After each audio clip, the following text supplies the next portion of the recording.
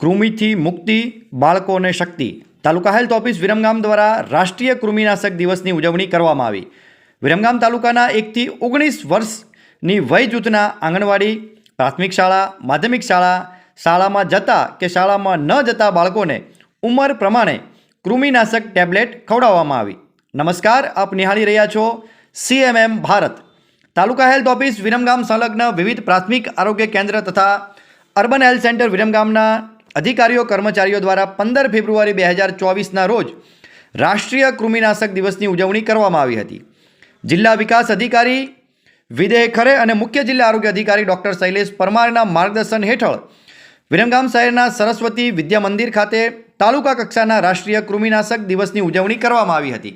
આ કાર્યક્રમમાં વિરમગામ નગરપાલિકાના પ્રમુખ Kaminiben Hiteshbhai Munsara, taluka health officer doctor BK Vaghela, PA nutrition Truptiben, શાળાના આચાર્ય આશીષભાઈ પાલિયા સહિત આરોગ્ય વિભાગના અધિકારીઓ કર્મચારીઓ ઉપસ્થિત રહ્યા હતા.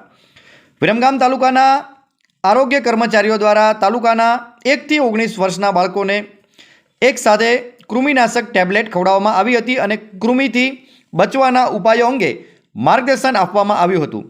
તાલુકા હેલ્થ ઓફિસ વિરમગામની ટીમ સહિત વિવિધ પ્રાથમિક આરોગ્ય કેન્દ્રના મેડિકલ ઓફિસર, સુપરવાઇઝરો દ્વારા સપોર્ટિવ સુપરવિઝન કરવામાં આવ્યું હતું.